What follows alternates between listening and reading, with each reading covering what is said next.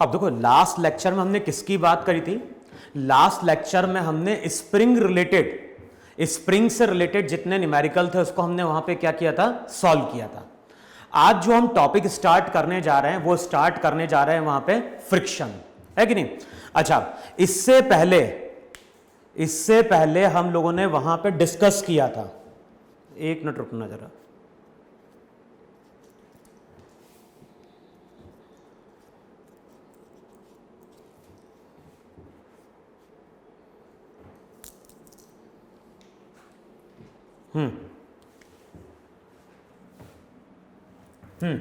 तो मैं क्या बोल रहा था वहां पे कि इससे पहले हम लोगों ने बात करी थी वहां पे किसकी? स्प्रिंग से रिलेटेड न्यूमेरिकल की, है कि नहीं?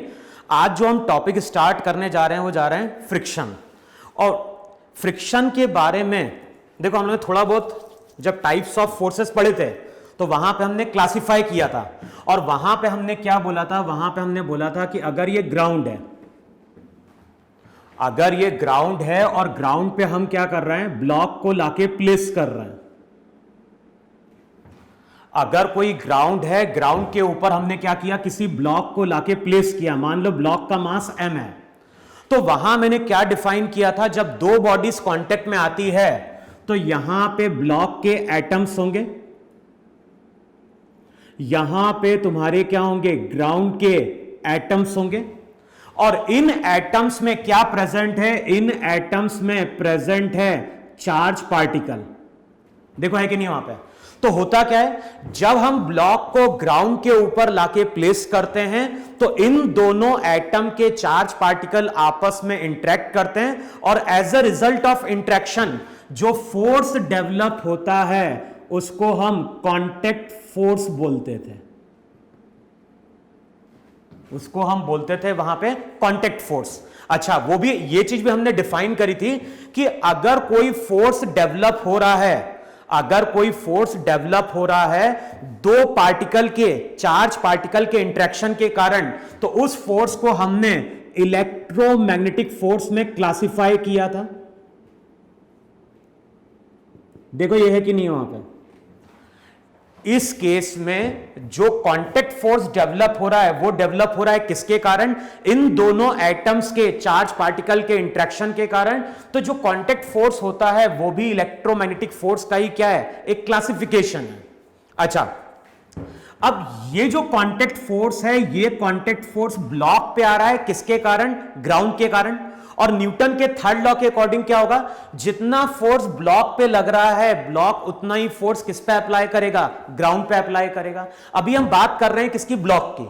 तो हम लोग क्या बोलते हैं कि जब ये ब्लॉक ग्राउंड के कांटेक्ट में आता है तो ग्राउंड इसके ऊपर अप्लाई करता है कांटेक्ट फोर्स F। अब इस कांटेक्ट फोर्स के दो कंपोनेंट थे। इस कांटेक्ट फोर्स का एक तो वो कंपोनेंट था जो सरफेस पे परपेंडिकुलर था, और उसको हमने नाम दिया था नॉर्मल। सिमिलरली इस कांटेक्ट फोर्स का एक और कंपोनेंट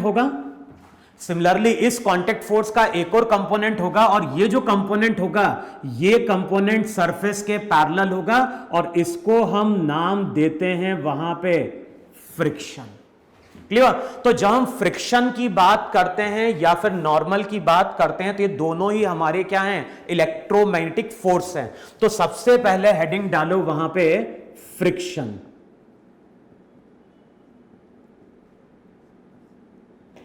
तो यहां पे हम किसकी बात कर रहे हैं? यहां पे हम बात कर रहे हैं किसकी? फ्रिक्शन की।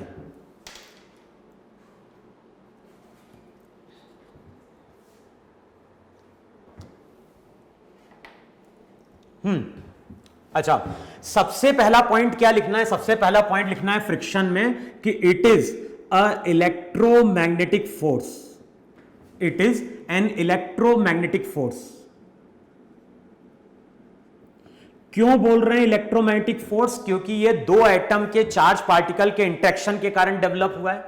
अच्छा, फिर नेक्स्ट चीज तुम्हें क्या ध्यान रखनी है? ये जो कांटेक्ट फोर्स है, नॉर्मल की बात करें या फ्रिक्शन की बात करें, ये दोनों ही कांटेक्ट फोर्स के कंपोनेंट हैं।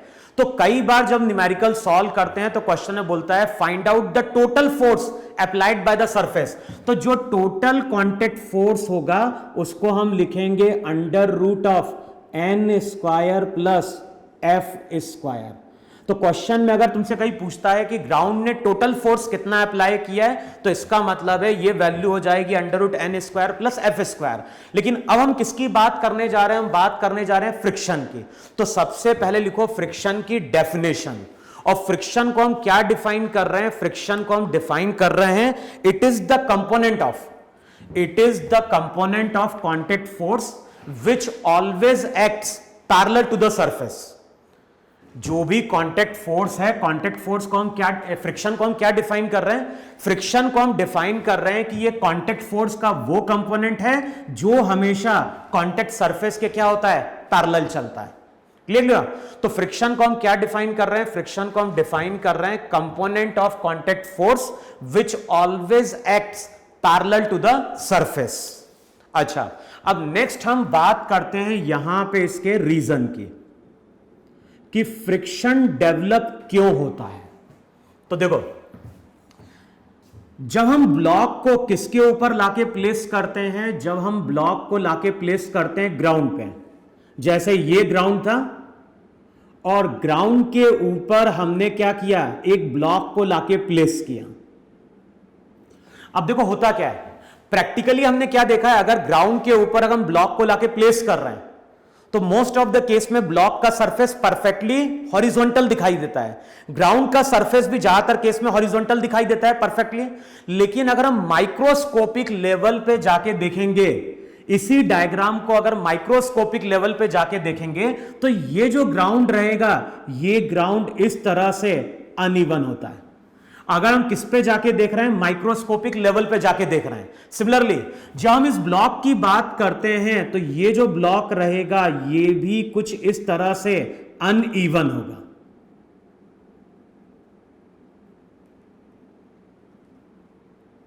तो ये मैंने डायग्राम ड्रॉ किया है माइक्रोस्कोपिक लेवल पे, किसका? ब्लॉक का, और साथ में मैंने ड्रॉ किया है ग्राउंड का। अब मैंने क्या बोला है वहां पे? मैंने बोला है कि जो भी सरफेस है, हमें दिखाई दे रहा है कि सरफेस कैसा है? हॉरिजॉन्टल है। लेकिन जब हम माइक्रोस्कोपिक लेवल पे जाके देखते हैं, तो वो सरफेस हमारा परफेक्टली हॉरिजॉन्टल नहीं होता है। अब देखो, सरफेस अगर हॉरिजॉन्टल नहीं है तो हो क्या रहा है? यहां पे ग्राउंड का दबा हुआ पार्ट है, और जहां पे ग्राउंड का दबा हुआ पार्ट है, वहां पे ब्लॉक का उठा हुआ पार्ट आ जाता है। सिमिलरली यहां पे अगर देखोगे, तो जहां पे ब्लॉक का दबा हुआ पार्ट है, वहां पे ग्राउंड का उठा हुआ पार्ट आ गया। फिर कुछ जगह ऐसी होगी जहां पे ग्राउंड का दबा हुआ पार्ट है और ब्लॉक का उठा हुआ पार्ट आ गया। अब इस तरह का जो अरेंजमेंट बनता है, इस अरेंजमेंट को हम लोग नाम देते हैं इंटरलॉकिंग। ये जो नाम दिया जाता है, ये नाम दिया जाता है वहां पे इंटरलॉकिंग। इंटरलॉकिंग का मतलब क्या हो गया? इंटरलॉकिंग का मतलब हो गया कि कहीं पे ग्राउंड का दबा हुआ पार्ट था तो ब्लॉक का उठा हुआ पार्ट आ गया, या फिर कहीं ब्लॉक का दबा हुआ पार्ट था तो वहां पे ग्राउंड का क्या हो गया? उठा हुआ पार्ट आ गया। तो इस तरह का जो अरेंजमेंट बनता है, वो अरेंजमेंट को हम इंटरलॉकिंग बोलते हैं। अब इमेजिन करो कि यहां पे कोई पर्सन है, और ये जो पर्सन है, ये पर्सन ब्लॉक को क्या कर रहा है? पुश करने की कोशिश कर रहा है। अब बताओ, जब ये पर्सन ब्लॉक को पुश करने की कोशिश करेगा, तो इस तरह का जो अरेंजमेंट बना है इंटरलॉकिंग का, वो बताओ ब्लॉक के मोशन को सपोर्ट करेगा या अपोज करेगा? तो इस केस में इस तरह का जो स्ट्रक्चर बना है, यहां पे इस तरह का जो स्ट्रक्चर बना है, वो ब्लॉक के मूवमेंट को क्या कर रहा होगा? अपोज कर रहा होगा। तो फ्रिक्शन जो रहता है, फ्रिक्शन का एक जो रीजन आता है, वो आता है ड्यू टू इंटरलॉकिंग।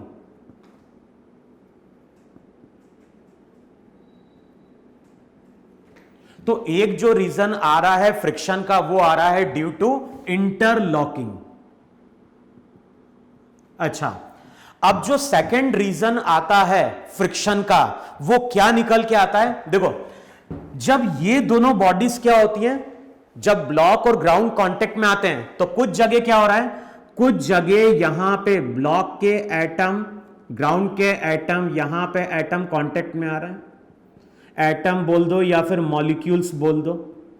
और ये जब मॉलिक्यूल्स कांटेक्ट में आते हैं, तो ये यहां पे एक तरह की बॉन्डिंग फॉर्म करते हैं, और हायर क्लास में पढ़ोगे इस बॉन्डिंग को हम बोलते हैं कोल्ड वेल्डिंग भी। अब होती क्या है, ये सब चीजें हम हायर क्लास में पढ़ते हैं।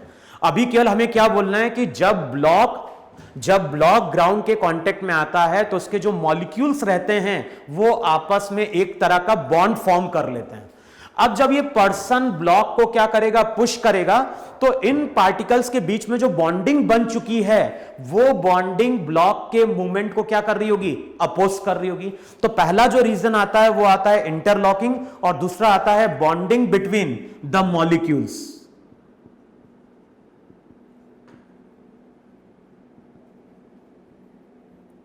Bonding between the molecules. Clear? तो जब हम बात करते हैं फ्रिक्शन की, सबसे पहले हम फ्रिक्शन की डेफिनेशन देते हैं, फिर हम बात करते हैं फ्रिक्शन डेवलप क्यों होता है। तो फ्रिक्शन के डेवलप होने के ये दोनों कंबाइंड रीजन है। ऐसा हम नहीं बोलेंगे कि फ्रिक्शन इंटरलॉकिंग के कारण डेवलप हो रहा है, या फिर ऐसा हम नहीं बोलेंगे कि फ्रिक्शन मॉलिक्यूलर बॉन्डिंग के कारण डेवलप हो रहा है। फ्रिक्शन जो है वो इन दोनों का कंबाइंड अफेक्ट है। क्लियर वहां पे? फिर देखो नेक्स्ट हम डिफाइन करते हैं टाइप्स ऑफ फ्रिक्शन। अब जब भी हम फ्रिक्शन की बात कर रहे हैं तो फ्रिक्शन को हम दो पार्ट में डिवाइड कर रहे हैं। एक जो फ्रिक्शन रहता है उसको हम बोलते हैं काइनेटिक फ्रिक्शन। एक जो फ्रिक्शन आ रहा है इसको हम बोल रहे हैं काइनेटिक फ्रिक्शन, और दूसरा जो फ्रिक्शन आता है उसको हम बोलते हैं स्टैटिक फ्रिक्शन। तो एक मेरा काइनेटिक फ्रिक्शन होगा और दूसरा वहां पे स्टैटिक फ्रिक्शन होगा। तो जो भी फ्रिक्शन है, फ्रिक्शन को यहां पे हम लोग क्या कर रहे हैं, दो पार्ट में डिवाइड कर रहे हैं। एक को हम काइनेटिक बोल रहे हैं, दूसरे को हम क्या बोल रहे हैं, स्टैटिक बोल रहे हैं। अब देखो काइनेटिक फ्रिक्शन कब डेवलप होगा और स्टैटिक फ्रिक्शन कब डेवलप होगा। तो लिखो वहां पे काइनेटिक फ्रिक्शन डेवलप होगा whenever there is relative motion between the bodies. तो इसको लिखो वहां पे whenever there is relative motion between the two bodies. अगर दो बॉडी के बीच में रिलेटिव मोशन हो रहा है तो वहां पे फ्रिक्शन कैसा होगा, काइनेटिक होगा। लेकिन if there is no relative motion between the two bodies,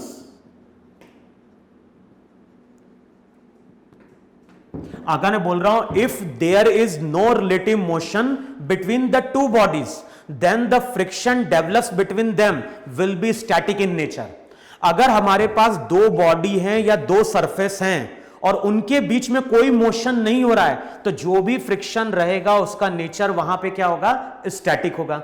अब जैसे मैं एक एग्जांपल लेता हूं तो तुम्हें एक आइडिया मिल जाएगा कि हम काइनेटिक वर्ड कब यूज करेंगे और स्टैटिक वर्ड कब यूज करेंगे। जैसे देखो अगर मान लो ग्राउंड है,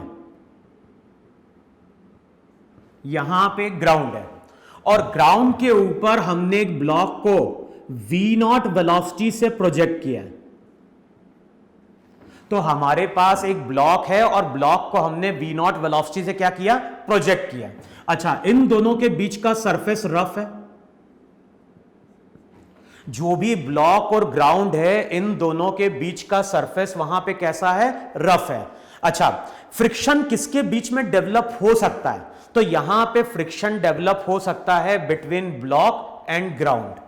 जो भी फ्रिक्शन डेवलप होगा, फ्रिक्शन डेवलप होगा ब्लॉक और ग्राउंड के बीच में। अब बताओ, जैसे हम ब्लॉक को वेलोसिटी देंगे तो ग्राउंड के रेस्पेक्ट में बताओ ब्लॉक मूव कर रहा है कि नहीं मूव कर रहा है।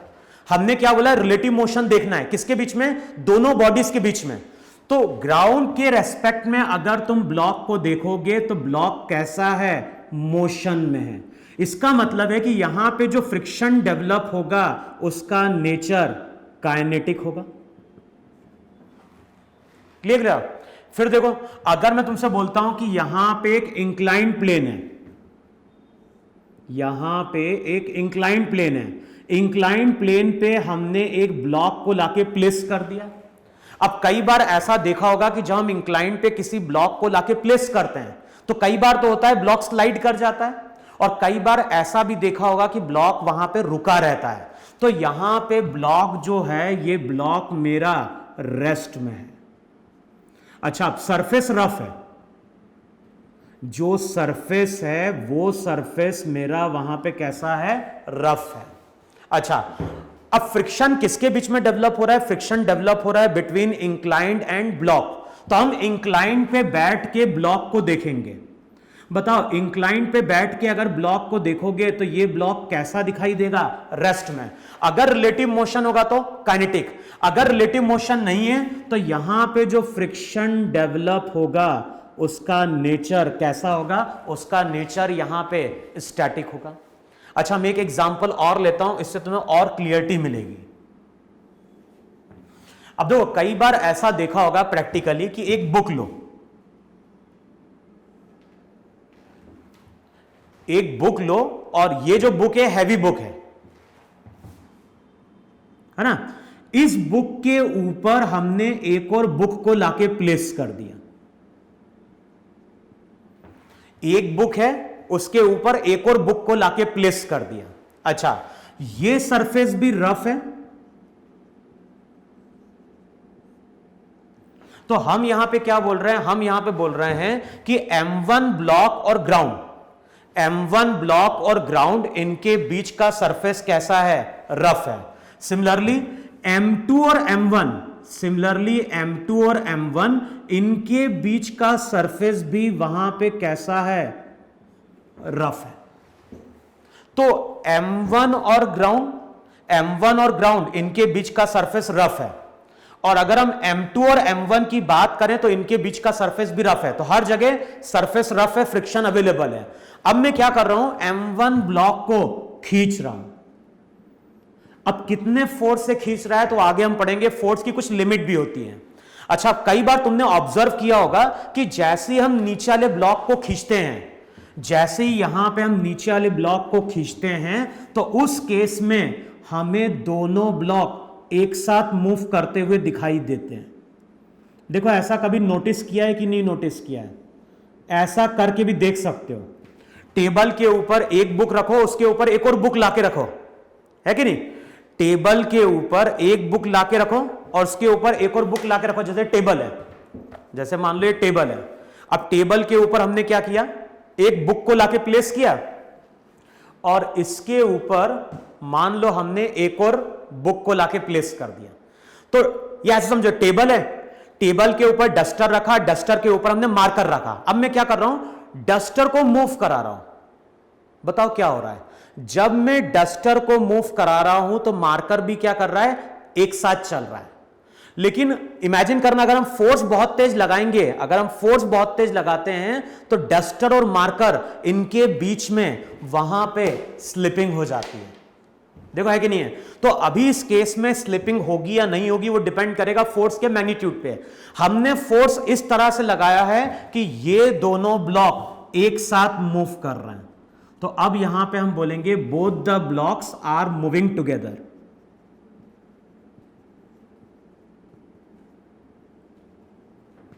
अच्छा, अब जब ये दोनों ब्लॉक एक साथ चल रहे हैं, जब यहां पे दोनों ब्लॉक एक साथ चल रहे हैं, तो तुम बताओ, ग्राउंड और ब्लॉक के बीच में देखो जरा, ग्राउंड और ब्लॉक के बीच में, ग्राउंड और M1 ब्लॉक के बीच में फ्रिक्शन डेवलप हो सकता है।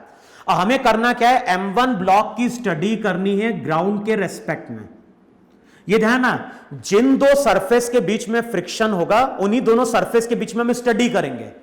तो हम यहां पे ग्राउंड पे बैठ के ब्लॉक को देखेंगे और ग्राउंड के रेस्पेक्ट में ब्लॉक स्लाइड कर रहा है, इसका मतलब है यहां पे फ्रिक्शन का नेचर काइनेटिक होगा। अच्छा, ग्राउंड वाला ऑब्जर्वर अगर M2 ब्लॉक को देखेगा तो M2 ब्लॉक इसको मोशन में दिखाई देगा। अब ये ध्यान ना, M2 ब्लॉक मूव जरूर कर रहा है, लेकिन यहां पे काइनेटिक फ्रिक्शन की बात नहीं करेंगे। क्यों? क्योंकि ग्राउंड और M2 के बीच में फ्रिक्शन डेवलप नहीं हो रहा है, फ्रिक्शन डेवलप हो रहा है M2 और M1 के बीच में। तो मैंने क्या बोला है, जिन दो बॉडी के बीच में फ्रिक्शन देखना है उन्हीं के रेस्पेक्ट में हमें बॉडी की स्टडी करनी है। तो अब मैं क्या करूंगा, M2 पे बैठ के M1 पे बैठ के M2 को देखूंगा।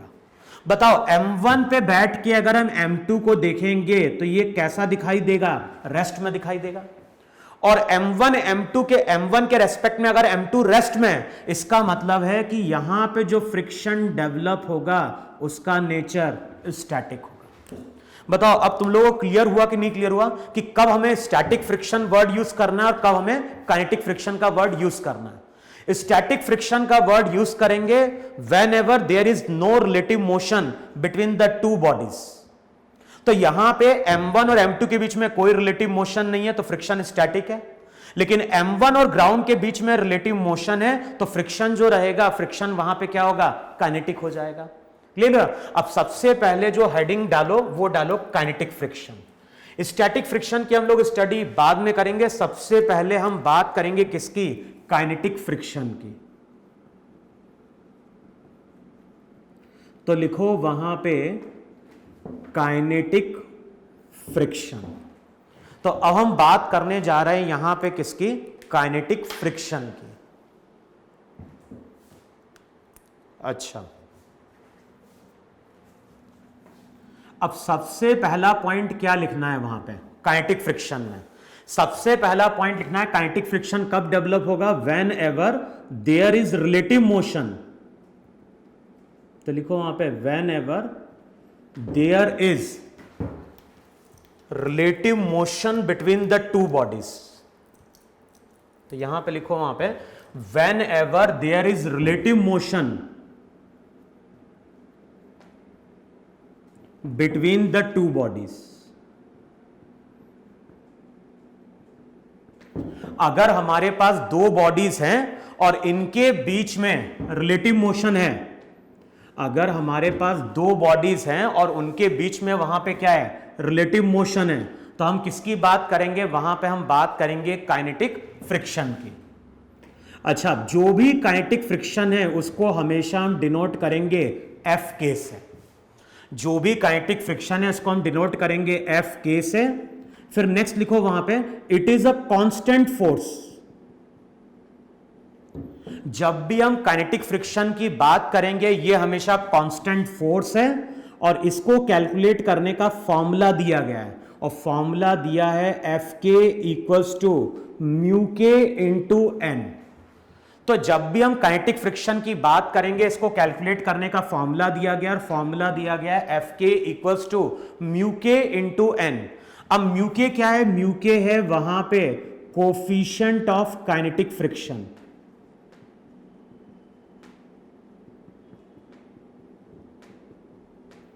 अच्छा, जो भी म्यूके की वैल्यू है, ये रहे ना, म्यूके को हम क्या डिफाइन कर रहे हैं, म्यूके को हम डिफाइन कर रहे हैं कोफिशिएंट ऑफ काइनेटिक फ्रिक्शन।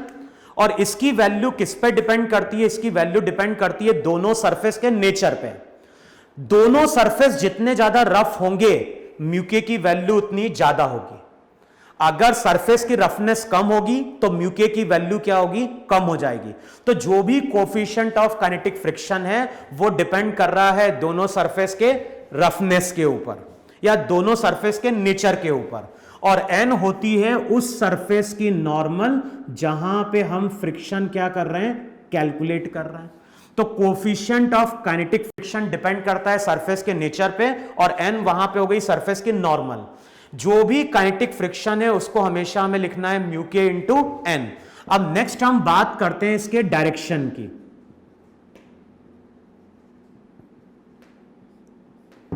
तो नेक्स्ट पॉइंट लिखो वहां पे direction of kinetic friction will be opposite to relative velocity. तो लिखो वहां पे opposite to relative velocity, opposite to relative velocity. Relative velocity बोल सकते हैं या बोल सकते हैं ऑपोजिट टू रिलेटिव मोशन।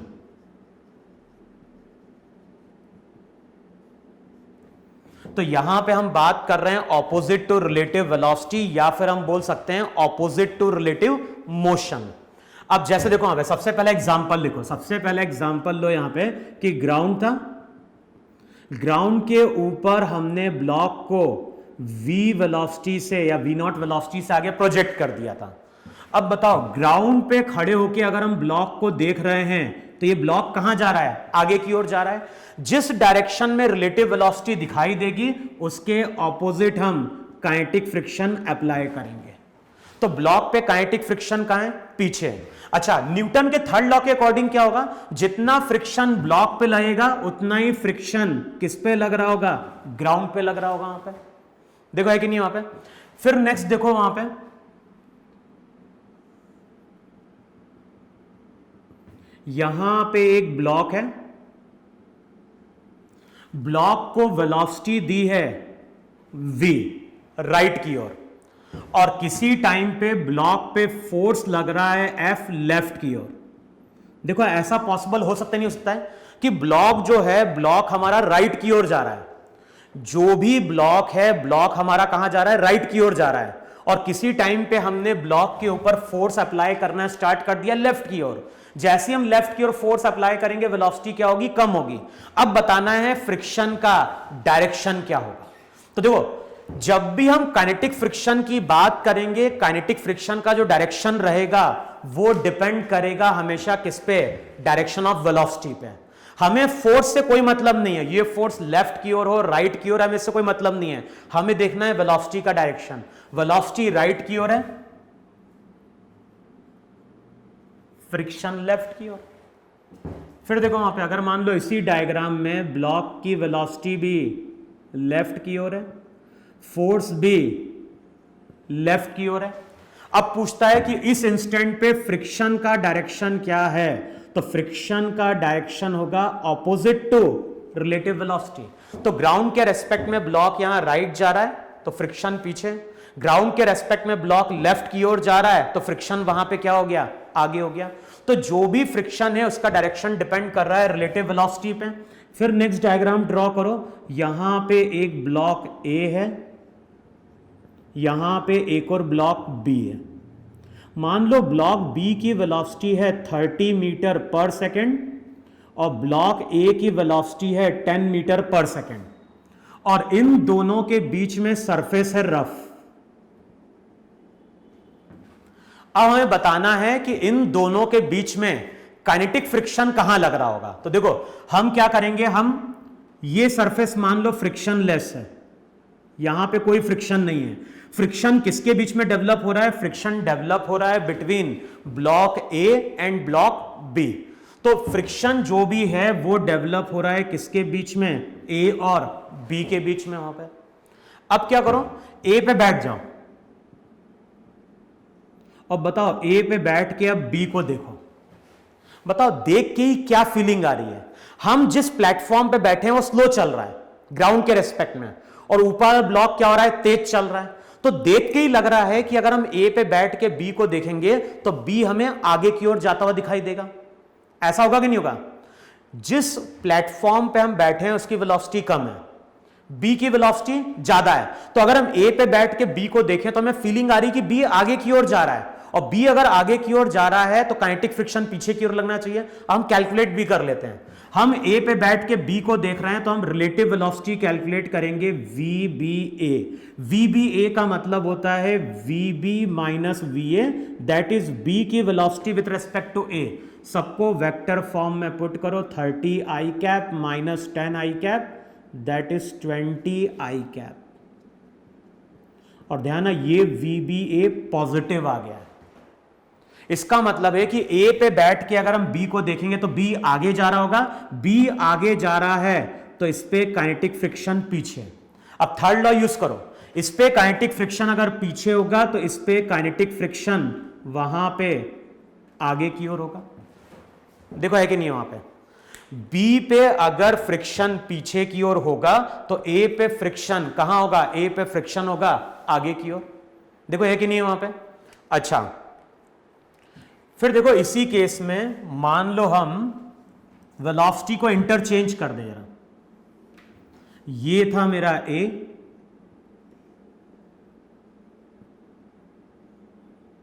ये हो गया बी,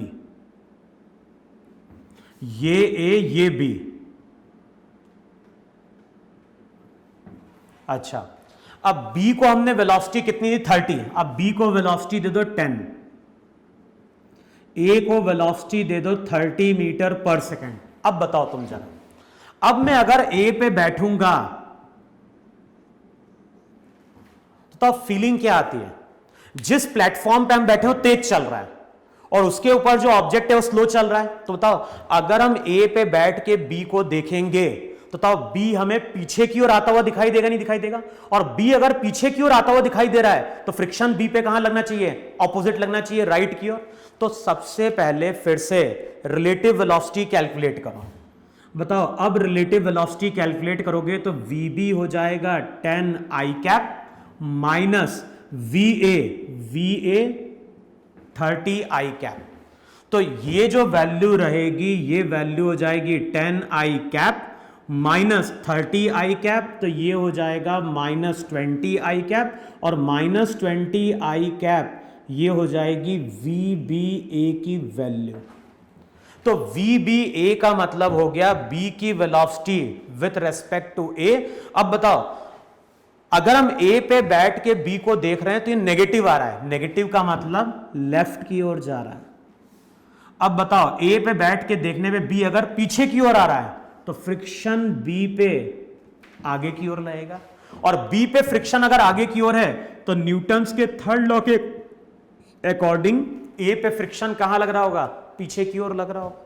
और ध्यान है ये एक्शन रिएक्शन पेयर है, और ये अगर एक्शन रिएक्शन पेयर है तो इन दोनों का मैग्नीट्यूड वहां पे क्या होगा? सेम होगा।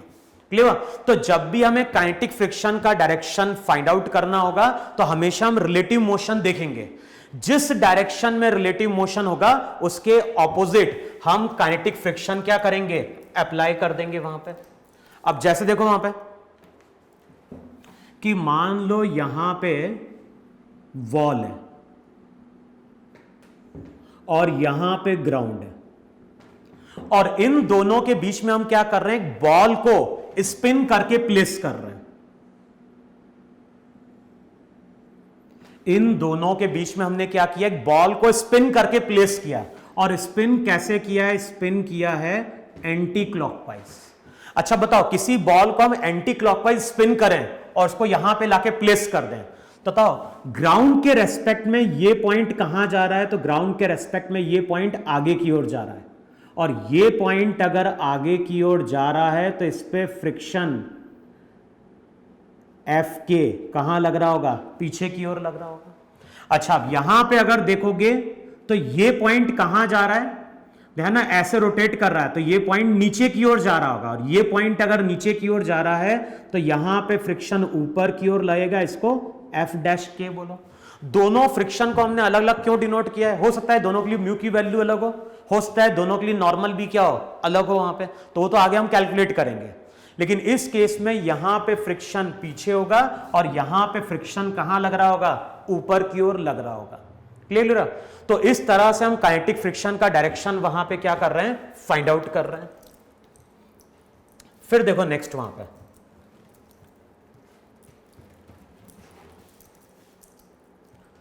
फिर नेक्स्ट रिजल्ट देखो वहां पे कि अगर मान लो हमारे पास कोई इंक्लाइंड प्लेन है, मान लो ये तुम्हारा एक इंक्लाइंड प्लेन है, इंक्लाइंड प्लेन का एंगल थीटा है।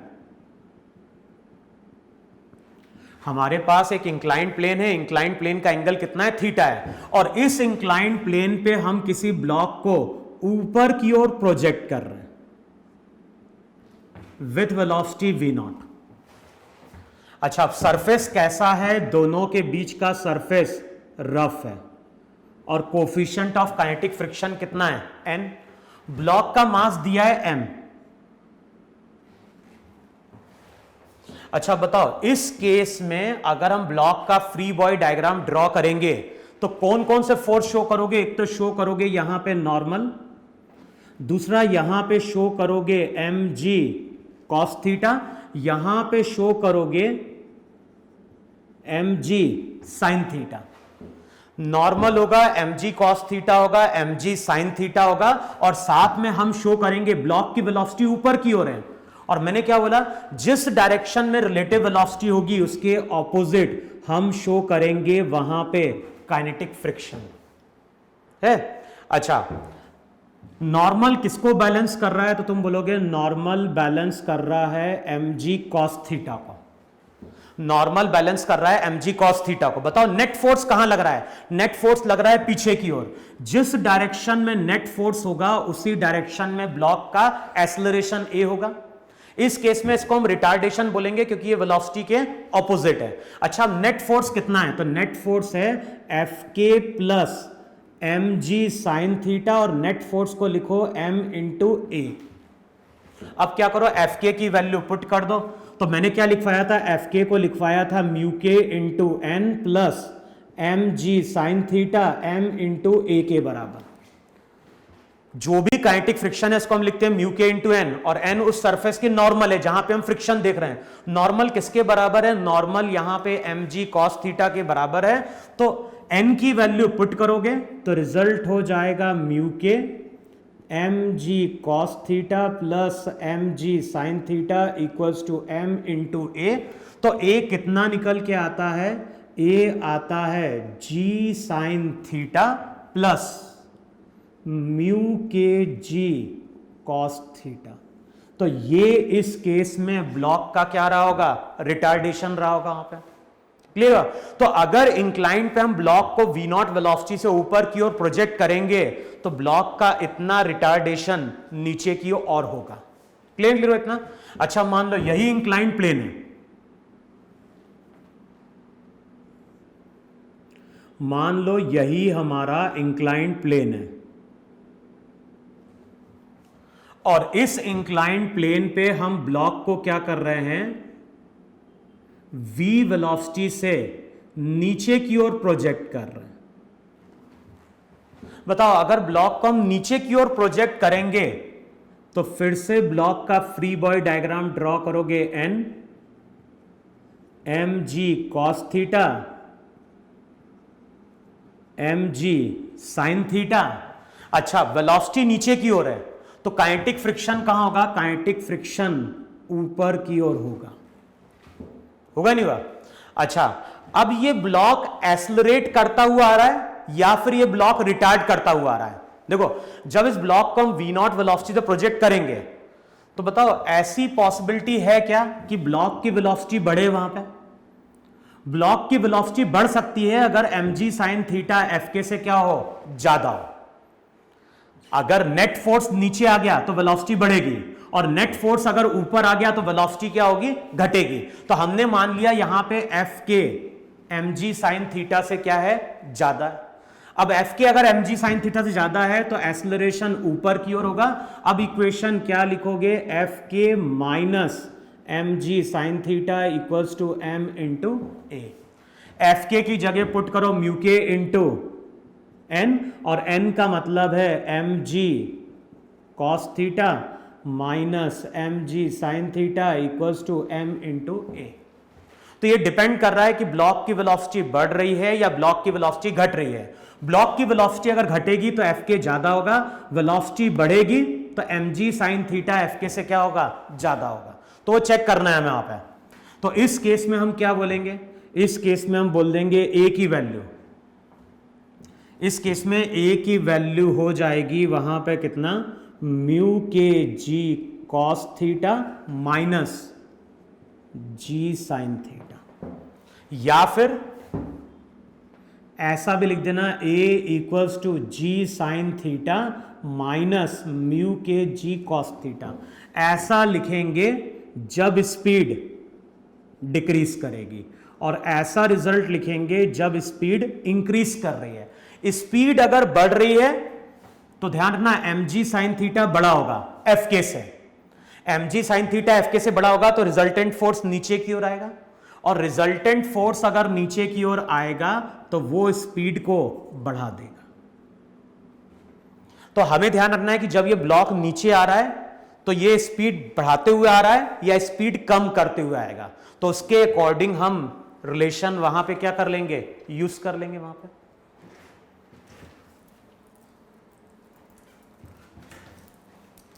अब देखो, सबसे पहला क्वेश्चन लिखो वहां पे। अब मेनली क्या है? हमें एक ही फॉर्मूला है एफ के इक्वल्स टू म्यू के इंटू एन, जो हमें क्या करना है? यूज करना है। अब सबसे पहला एग्जाम्पल लिखो वहां पे कि ग्राउंड है। ग्राउंड है, ग्राउंड पे हमने एक ब्लॉक को v0 वेलोसिटी से क्या कर रहे हैं, प्रोजेक्ट कर रहे हैं। ग्राउंड है, ग्राउंड पे एक ब्लॉक को हम 10 मीटर पर सेकेंड से क्या कर रहे हैं, प्रोजेक्ट कर रहे हैं। जो भी ब्लॉक है, ब्लॉक का मास दिया है 10 kg, coefficient of kinetic friction दिया है 0.5। अब क्वेश्चन में क्या बोल रहा है, क्वेश्चन में बोल रहा है find out the acceleration of the block. Acceleration बोलो या फिर यहां पे रिटार्डेशन बोलो। तो क्वेश्चन में बोल रहा है find out the acceleration of this block. तो बताओ इस ब्लॉक का अगर हम फ्री बॉडी डायग्राम ड्रॉ करें, बताओ कौन कौन से फोर्स शो करोगे यहां पे। तो एक तो शो करोगे यहां पे नॉर्मल, दूसरा शो करोगे यहां पे mg। वेलोसिटी आगे है तो फ्रिक्शन कहां होगा, फ्रिक्शन होगा वहां पे पीछे की ओर। देखो है कि नहीं, वहां पे यहां पे इस केस में ब्लॉक जा रहा है आगे की ओर, तो फ्रिक्शन कहां लग रहा है, पीछे की ओर। अब क्वेश्चन में क्या बोल रहा है, क्वेश्चन में बोल रहा है कि हमें कैलकुलेट क्या करना है, फाइंड आउट द एक्सेलरेशन। तो बताओ नॉर्मल किसको बैलेंस करेगा, नॉर्मल बैलेंस करेगा mg को। नेट फोर्स कहां लग रहा है, अनबैलेंस्ड लेफ्ट की ओर। जिस डायरेक्शन में नेट फोर्स होगा उस डायरेक्शन में एक्सेलरेशन a होगा। अब इक्वेशन क्या लिखोगे, न्यूटन का सेकंड लॉ यूज करो, नेट फोर्स F के, नेट फोर्स को लिखो m इंटू a। और हमें मालूम है काइनेटिक फ्रिक्शन का फॉर्मूला होता है म्यू के into N, M into A के बराबर, एन की वैल्यू पुट कर दो। और ध्यान रखना कोई जरूरी नहीं कि नॉर्मल हमेशा mg के बराबर होती है। इस केस में नॉर्मल mg के बराबर है तो म्यू के mg m इंटू ए के बराबर, तो a हो जाएगा म्यू के इंटू जी। म्यू के की वैल्यू 0.5, जी लो 10, तो ये हो जाएगा 5 मीटर पर सेकेंड स्क्वायर। तो क्वेश्चन में अगर पूछ रहा है कि what is the retardation of this block, तो इस ब्लॉक का जो रिटार्डेशन है वो है 5 मीटर पर सेकेंड स्क्वायर। अच्छा, हमने ये भी पढ़ा है कि फोर्स अगर वेलोसिटी के ऑपोजिट होगा, मान लो ये वेलोसिटी हमने दी थी t इक्वल्स टू 0 पे, तो हमने ये पढ़ा है कि अगर a वेलोसिटी के ऑपोजिट है तो वो वेलोसिटी को क्या कराएगा, डिक्रीज कराएगा। और एक टाइम ऐसा आएगा जब ये ब्लॉक रेस्ट में आ जाएगा, यानी एक टाइम ऐसा आएगा जब ये ब्लॉक रेस्ट में आ रहा होगा। तो कई बार क्वेश्चन में ये फाइंड आउट करने के लिए बोलता है कि find out the distance travelled by the block before it comes to rest. तो क्वेश्चन में क्या बोल रहा है, क्वेश्चन में बोल रहा है कि ये ब्लॉक रेस्ट में आने के पहले कितना डिस्टेंस ट्रेवल किया। फर्स्ट पार्ट में क्या कैलकुलेट करना था, फर्स्ट पार्ट में हमें कैलकुलेट करना था रिटार्डेशन। सेकंड केस में क्या बोल रहा है, सेकंड केस में बोल रहा है कि ये ब्लॉक रेस्ट में आने के पहले कितना चला। तो हम बोलेंगे ये ब्लॉक रेस्ट में आने के पहले अगर x चलता है तो हम कैसे कैलकुलेट करें, एक्सेलरेशन कांस्टेंट है तो हम इक्वेशन चेक यूज कर सकते हैं, v square equals to u square plus 2as। Initial velocity कितनी है, इनिशियल वेलोसिटी 10 का स्क्वायर। a का साइन क्या लेना है, a का साइन नेगेटिव लेना है, तो लिखो वहां पे -2, 5 डिस्टेंस ट्रेवल किया x, फाइनल वेलोसिटी 0। अब बताओ x की वैल्यू कितनी निकल के आएगी, x की वैल्यू निकल के आएगी 10 मीटर। इसका मतलब है कि ये ब्लॉक रेस्ट में आने के पहले 10 मीटर डिस्टेंस क्या करता है, कवर करता है। अच्छा, अगर टाइम कैलकुलेट करना होता कि कितने टाइम बाद ब्लॉक रुक गया तो हम इक्वेशन यूज कर लेते हैं, v equals to u plus ATB। u velocity कहां है, राइट की ओर, साइन लो positive, a negative, time t time बाद फाइनल वेलोसिटी 0। तो न्यूमेरिकल में अगर पूछ रहा है कि कितने टाइम बाद ये ब्लॉक रुकेगा, तो अब v 0 कर दो, टाइम t जो रहेगा वो निकल के आ जाएगा कितना, यहां पे 2 सेकेंड। देखो है कि नहीं वहां पे। तो इस तरह से वहां पे हम काइनेटिक फ्रिक्शन का फॉर्मूला क्या करेंगे, यूज करेंगे। नेक्स्ट डायग्राम ड्रॉ करो वहां पे।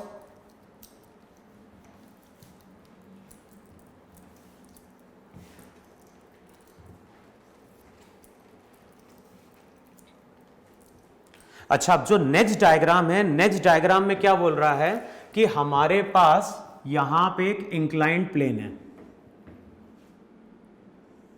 और ये जो इंक्लाइंड प्लेन है, इस इंक्लाइंड प्लेन का एंगल दिया है वहां पे थीटा। तो हमारे पास एक इंक्लाइंड प्लेन है और इस इंक्लाइंड प्लेन का एंगल दिया हुआ है थीटा। इस इंक्लाइंड प्लेन पे हम एक ब्लॉक को लाके क्या कर रहे हैं, रिलीज कर रहे हैं।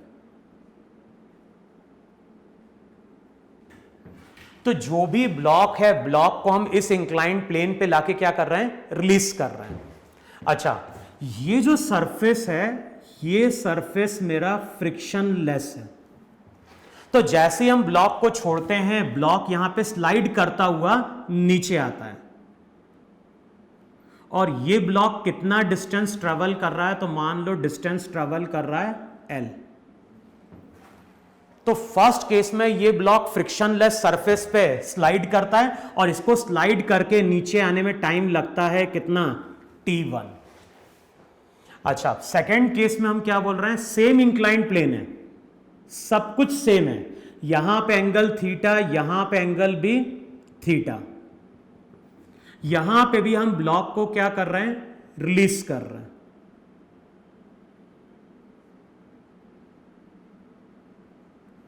और ध्यान है ना, जब यहां पे हम ब्लॉक को रिलीज कर रहे हैं तो ये सरफेस मेरा स्मूथ नहीं है, ये सरफेस मेरा रफ है। लेकिन रफ सरफेस पे भी ब्लॉक क्या हो रहा है, एक्सेलरेट करता हुआ नीचे आ रहा है।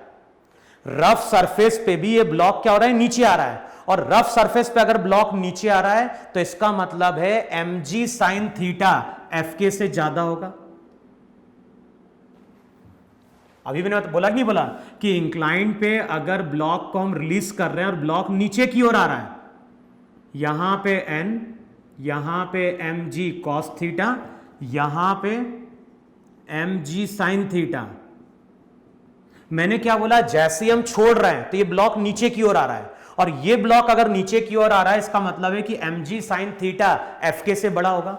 mg sin थीटा fk से बड़ा होगा, इस केस में कुछ एक्सेलरेशन a1 होगा, इस केस में कुछ एक्सेलरेशन a2 होगा। अच्छा, यहां पे भी ब्लॉक कितना डिस्टेंस ट्रेवल कर रहा है, यहां पे भी ब्लॉक l डिस्टेंस ट्रेवल कर रहा है। सब कुछ सेम है, केवल डिफरेंस क्या है, फर्स्ट केस में सरफेस स्मूथ था और सेकंड केस में सरफेस मेरा रफ था। अब रफ सरफेस में ब्लॉक को नीचे आने में ज्यादा टाइम लगेगा। सरफेस अगर स्मूथ है तो कम टाइम में ब्लॉक नीचे जाएगा, और सरफेस अगर रफ है तो ब्लॉक को नीचे आने में क्या होगा, टाइम लगेगा। अब क्वेश्चन में क्या बोल रहा है कि रफ सरफेस में जो टाइम लगता है वो ट्वाइस ऑफ T1 है। रफ सरफेस में जो टाइम लगा वो इस टाइम का क्या है, डबल है। तो क्वेश्चन में क्या बोलता है, क्वेश्चन में बोलता है find out the coefficient of kinetic friction. तो यहां पे याद होगा, यहां पे एक्सेलरेशन क्या होगा, बताओ। इस केस में अगर ब्लॉक का फ्री बॉडी डायग्राम ड्रॉ करोगे तो यहां पे क्या शो करोगे, n mg cos थीटा, इस डायरेक्शन में mg sin थीटा। बताओ नेट फोर्स कितना है, नेट फोर्स है वहां पे mg sin theta along the incline. Net force को लिखो मास इनटू एक्सेलरेशन, तो एक्सेलरेशन वहां पे आ गया कितना, g sin थीटा। देखो है कि नहीं वहां पे। तो फ्रिक्शनलेस सरफेस पे अगर चलोगे तो एक्सेलरेशन g sin थीटा होगा। इक्वेशन यूज करो, s equals to ut plus half a t square. अच्छा, थीटा की वैल्यू दी हुई है, थीटा दिया हुआ है 45 डिग्री, तभी हम म्यू के कैलकुलेट कर पाएंगे। अब s का मतलब क्या हो गया, l u0 half a1 t1 square, तो t1 की वैल्यू हो जाएगी √2l बाय a1। अच्छा, यहां पे एक्सेलरेशन कितना होगा, तो अभी हमने चेक किया था, ये नीचे की ओर जा रहा है तो mg sin थीटा बड़ा है, तो वहां पे लिखा था g sin theta minus mu K जी cos थीटा। जो भी एक्सेलरेशन है वो एक्सेलरेशन हो जाएगा g sin theta minus mu K जी cos थीटा। अब यहां पे जो टाइम लगेगा t2 वो हो जाएगा वहां पे 2l बाय a2, सेम यही इक्वेशन से। अब रिलेशन क्या यूज करना है, रिलेशन यूज करना है t2 equals to twice of t1। अब दोनों साइड स्क्वायर कर दो, दोनों साइड स्क्वायर करोगे तो a1 की वैल्यू 4 टाइम्स a2 हो जाएगी। अब a1 कितना है, a1 हो जाएगा g साइन थीटा यानी g by root 2 4 times a2 की वैल्यू क्या हो जाएगी, a2 की वैल्यू हो जाएगी g by root 2 minus mu K g by root 2। देखो है कि नहीं वहां पे। अगले स्टेप में क्या होगा, g by root two cancel out होगा तो 1 इक्वल्स टू 4 1 माइनस म्यू के। अगले स्टेप में क्या हो गया, 1/4 इक्वल्स टू 1 माइनस म्यू के। तो जो भी म्यू के रहेगा, म्यू के की वैल्यू हो जाएगी 1 माइनस 1/4, तो दैट इज हो जाएगा वहां पे 3/4।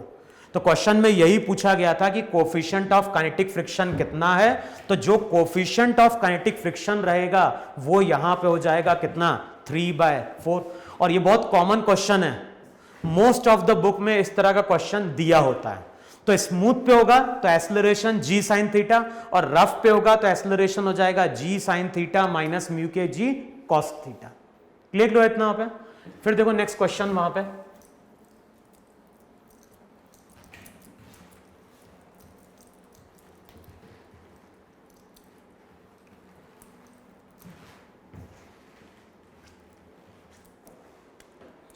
अच्छा अब जो नेक्स्ट क्वेश्चन है, नेक्स्ट क्वेश्चन लिखो वहां पे,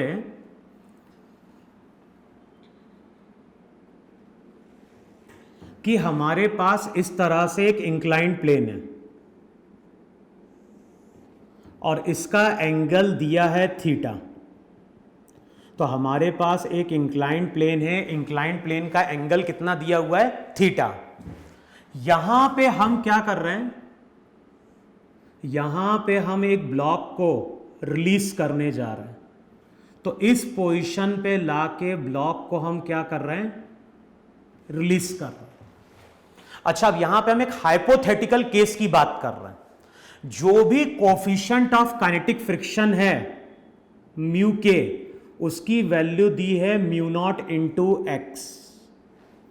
जो भी कोफिशिएंट ऑफ काइनेटिक फ्रिक्शन है इसको हमने लिखा है mu naught into x. Mu naught यहां पे कांस्टेंट है और x क्या बता रहा है, x बता रहा है वहां पे distance moved by the block, distance moved by the block, या फिर हम बोल सकते हैं distance travelled by the block, है कि नहीं। अब क्वेश्चन में सबसे पहले बताओ मुझे ब्लॉक का मोशन कैसा होगा। सबसे पहले यह बताओ इस केस में कि ब्लॉक का मोशन कैसा होगा। ब्लॉक हमेशा एक्सेलरेट करेगा, या फिर ब्लॉक एक्सेलरेट करके रिटार्ड करेगा, या फिर यह ब्लॉक रुका रहेगा। तो हमें मालूम है कि जिस जगह हम ब्लॉक को छोड़ेंगे उस जगह x की वैल्यू 0, तो म्यू के भी क्या हो गया, 0। अच्छा म्यू के 0 है तो इस पोजीशन पे अगर तुम ब्लॉक का फ्री बॉडी डायग्राम ड्रॉ करोगे तो यहां पे नॉर्मल, यहां पे शो करोगे mg cos थीटा और यहां पे शो करोगे mg sin थीटा। तो जिस इंस्टेंट पे देखो, जिस इंस्टेंट पे हम ब्लॉक को छोड़ेंगे उस इंस्टेंट पे net force mg sin theta नीचे की ओर है, और net force mg sin theta नीचे की ओर है तो ये ब्लॉक क्या होगा, एक्सेलरेट करना स्टार्ट करेगा। तो ब्लॉक की वेलोसिटी बढ़ना स्टार्ट करेगी। कुछ टाइम बाद ब्लॉक मूव करके यहां कहीं आ गया होगा, और मान लो ब्लॉक ने डिस्टेंस कितना ट्रेवल कर लिया, x, और हमें मालूम है x जो रहेगा, x तो धीरे धीरे बढ़ेगा वहां पे। अब बताओ ये ब्लॉक अगर x डिस्टेंस ट्रेवल कर चुका है तो यहां पे अब कोफिशिएंट ऑफ फ्रिक्शन हो जाएगा म्यू नॉट इंटू एक्स, और ये ब्लॉक अभी नीचे की ओर आ रहा है तो फ्रिक्शन कहां लग रहा होगा, फ्रिक्शन लगेगा ऊपर की ओर, है कि नहीं। फ्रिक्शन किस पर डिपेंड कर रहा है, जो भी कोफिशिएंट ऑफ फ्रिक्शन होता है वो होता है म्यू के इंटू एन। म्यू के क्या हो जाएगा, म्यू नॉट, एन कितना mg cos theta into x.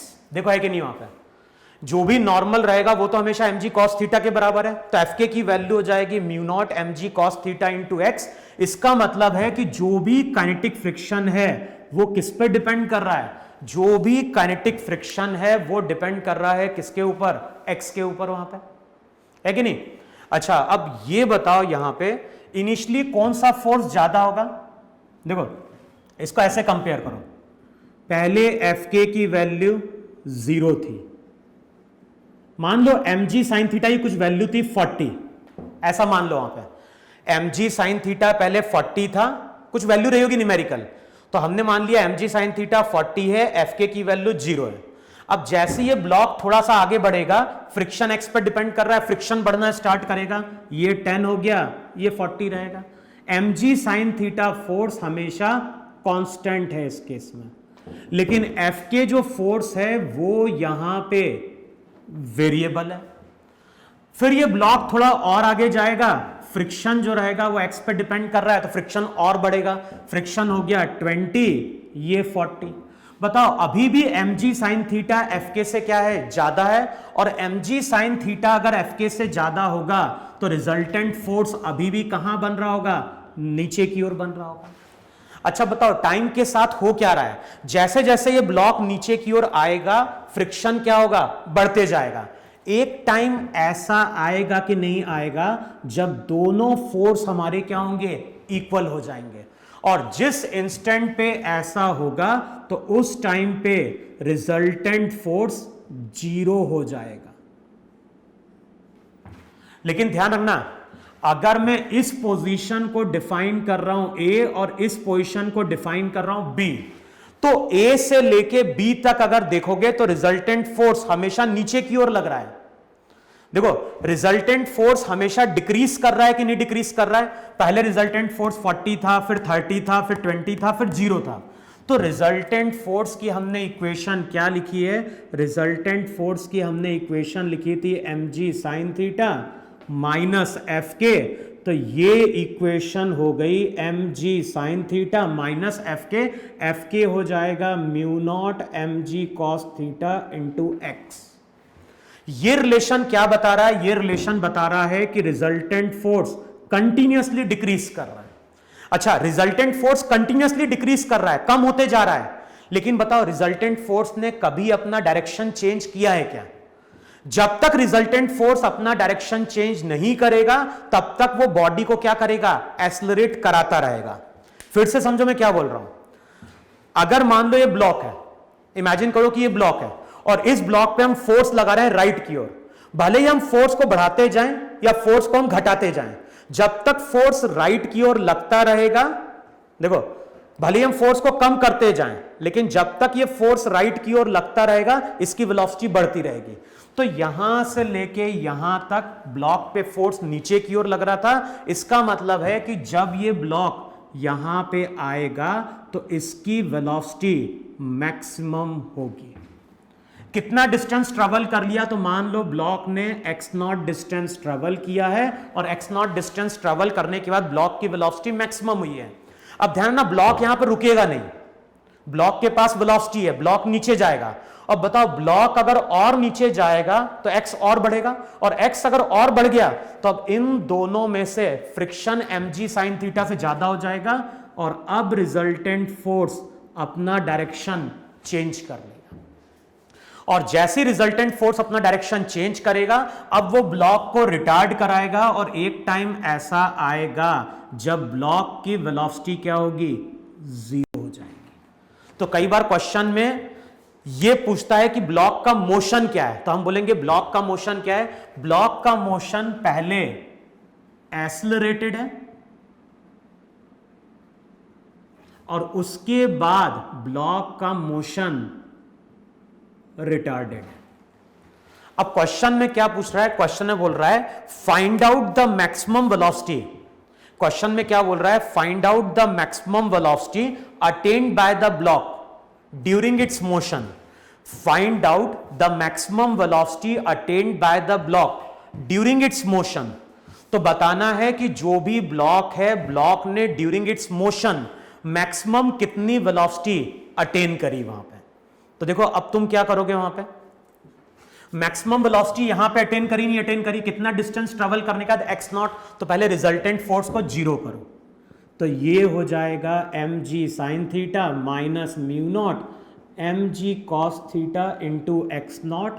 पहले एक्स नॉट की वैल्यू कैलकुलेट करो, एक्स नॉट की वैल्यू हो जाएगी 1 upon mu naught into tan theta. देखो है कि नहीं है, mg कैंसिल आउट होगा, एक्स नॉट की वैल्यू हो जाएगी 1 upon mu naught into tan theta. तो हमें डिस्टेंस मालूम है, तो हो सकता है कई बार क्वेश्चन में ये भी पूछ ले कितना डिस्टेंस ट्रेवल करने के बाद ब्लॉक की वेलोसिटी मैक्सिमम होगी, तो एक्स नॉट की वैल्यू हो जाएगी यहां पे। अच्छा हमें बताना है मैक्सिमम वेलोसिटी कितनी, तो फोर्स को हम क्या लिख सकते हैं, इस फोर्स को हम लिख सकते हैं वहां पे मास इनटू एक्सेलरेशन। तो एक्सेलरेशन कितना आ गया, एक्सेलरेशन आ गया g sine theta minus mu naught x g cos theta. Net force को लिखो मास इंटू एक्सेलरेशन, तो g sine theta minus mu naught g cos theta into x. अब ये acceleration जो है, ये एक्सेलरेशन x पे डिपेंडेंट है, तो हम बोलेंगे ये एक्सेलरेशन वेरिएबल है। अच्छा अब एक्सेलरेशन को हम लिख सकते हैं dv बाई dt, इसको dx से मल्टीप्लाई करो, dx से डिवाइड करो, तो रिजल्ट हो जाएगा g sine theta minus mu naught x g cos theta.